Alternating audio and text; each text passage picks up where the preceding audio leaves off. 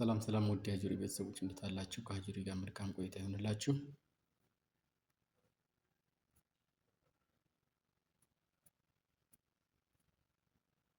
ዩናይትድ ኪንግደም ሆርሙዝ ወሽመጥን ደህንነት ለማስከበር ኤችኤምኤስ ድራገን የተሰኘውን የጦር መርከብ ወደ መካከለኛው ምስራቅ አሰማራች። በስትራቴጂካዊ የሆርሙዝ ወሽመጥ አካባቢ እየተባባሰ የመጣውን ቀጠናዊ ውጥረት ተከትሎ የዩናይትድ ኪንግደም መንግስት ኤችኤምኤስ ድራገን የተሰኘውን አውዳሚ የጦር መርከብ ቆጵሮስ ወደ መካከለኛው ምስራቅ ማሰማራትን በይፋ አስታውቋል።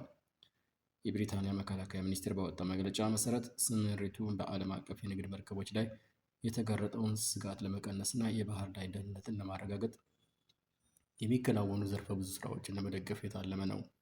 ይህም ብሪታንያ ቀጠናዊ የንግድ መስመሮችን ደህንነት ለመጠበቅ የምታደርገውን ሰፊ ዝግጅት አካል መሆኑ ተመልክቷል።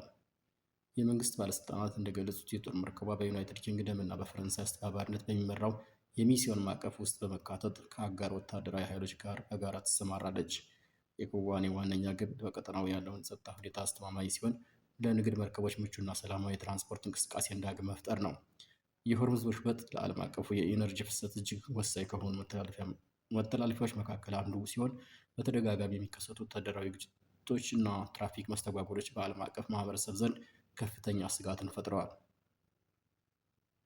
የአሁኑ የብሪታንያ እርምጃ በፋርስ ባህረ ሰላጤ አካባቢ የተከሰተውን ቀውስ ለማረጋጋትና የንግድ መስመሮችን ከጥቃት ለመከላከል አውሮፓውያን እያደረጉት ያለውን ተሳትፎ እያደገ መምጣቱን የሚያመለክት እንደሆነ ተገልጿል።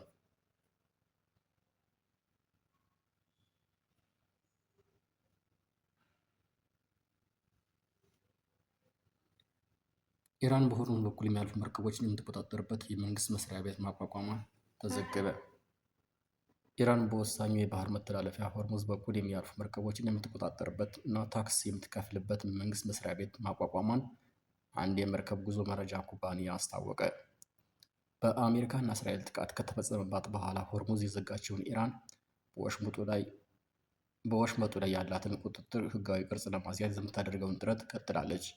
ከዚህም በፊት በመተላለፊያው የሚጓዙ መርከቦችን ታክስ የምታስከፍልበት ረቂቅ ህግ ማዘጋጀቷ ተገልጾ ነበር።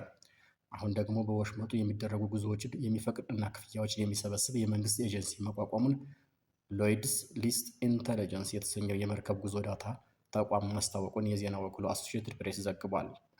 የፋርስ ባህረ ሰላጤ ወሽመጥ ባለስልጣን የሚል ስያሜ የተሰጠው ይህ ተቆጣጣሪ መስሪያ ቤት ራሱን በወሽመጡ ለሚደረጉ ጉዞዎች ፈቃድ የመስጠት ብቸኛ ስልጣን ያለው አካል አድርጎ መቅረቡን ኩባንያው ሐሙስ ዕለት ባወጣው መረጃ ገልጿል። እንደ ኩባንያው ገለጻ የኢራን ባለስልጣናት በወሽመጡ ማለፍ በሚፈልጉ መርከቦች የሚሞላ ማመልከቻን የያዘ የኢሜይል መልእክት አሰራጭተዋል።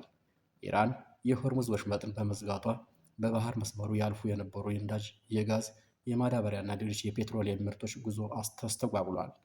አሜሪካን በምላሽ ወደ ኢራን ወደቦች የሚደረጉ ጉዞዎችን አግዳለች።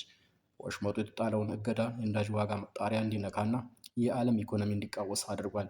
የአሶሺየትድ ፕሬስ ኤፒ ዘገባ እንደሚያሳየው አዲሱ የኢራን መስሪያ ቤት የሀገሪቱ መንግስት በጦርነቱ ወቅት መርከቦችን ያሳልፍና ክፍያ ይሰበስብ ለነበረበት አሰራር ህጋዊ ቅርጽ የሚሰጥ ነው። ኢራን በወሽመጡ የትኞቹ መርከቦች እንደሚያልፉ መቆጣጠር እንዲሁም ለጭነታቸው ታክስ የማስከፈል ሀሳብ አላት። ውድ የአጁሪ ቤተሰቦች ለዕለቱ ያጠናቀርንላችሁ ዓለም አቀፍ መረጃ ይህ ነበር። ሰላም።